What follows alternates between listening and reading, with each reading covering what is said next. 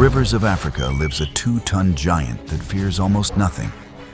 Not lions, not crocodiles, not even other hippos twice its size. And yet, every single day, this monster is brought to its knees by an enemy smaller than a grain of rice. Ticks. They cling to the folds of its skin by the hundreds. They bury into its ears. They hide around its eyes, in every crease the hippo cannot reach. Drop by drop, they drain its blood. And worse, they carry disease. The hippopotamus has jaws powerful enough to snap a canoe in half, but it has no hands. It cannot scratch. It cannot swat. It rubs against rocks and rolls in the mud, but nothing truly reaches the pests dug in around its ears and eyes. The itch never stops. Against an enemy this small, all of that raw power is completely useless. So the giant does something you would never expect. It books an appointment. As the morning sun warms the water, a small brown bird drops out of the sky and lands right between the hippo's eyes. It has a bright red bill and one very specific job. This is the red-billed oxpecker, and it has just clocked in for work. The hippo does not flinch. It does not shake the bird away. Instead, it goes perfectly still, closes its eyes, and lets the spa open for business. The oxpecker gets straight to it. It hops across the muddy hide, its sharp little claws gripping like tiny crampons. It combs through every fold. It leans deep into the ears. It works around the eyes with terrifying confidence, because one wrong move from the giant, and the bird would be finished. But the hippo holds absolutely still. Every swollen tick it finds, the bird pulls free and swallows whole. For the oxpecker, this is a feast, a walking, breathing, all-you-can-eat buffet. For the hippo, it is pure, blessed relief. But a job this good never stays quiet for long. Soon, a second oxpecker drops in, eyeing the very same fat tick, and for a moment, the two birds squabble over the prize. Out here, though, energy is far too precious to waste on a fight. One bird claims the meal. The other simply shifts to the giant's shoulder and keeps on working.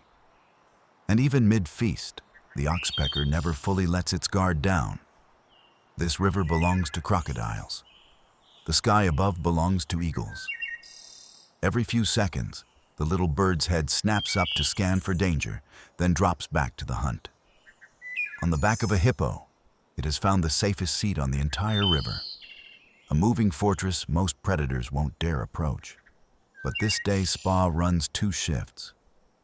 When the heat climbs and the giant sinks back beneath the surface, the birds lift off, and an entirely new cleaning crew takes over. Small fish glide in from the shadows.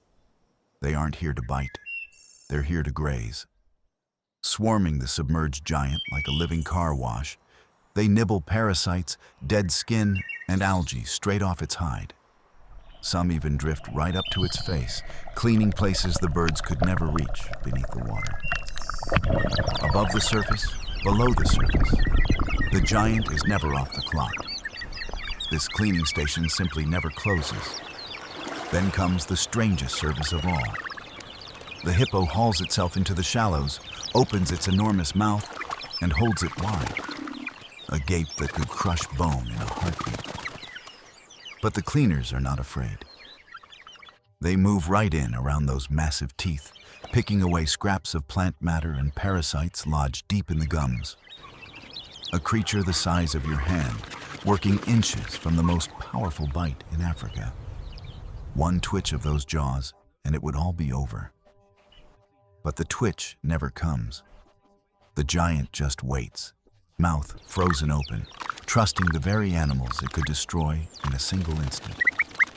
But here is the part the postcards leave out. This is not a friendship. It's a business. The oxpecker does not only eat ticks.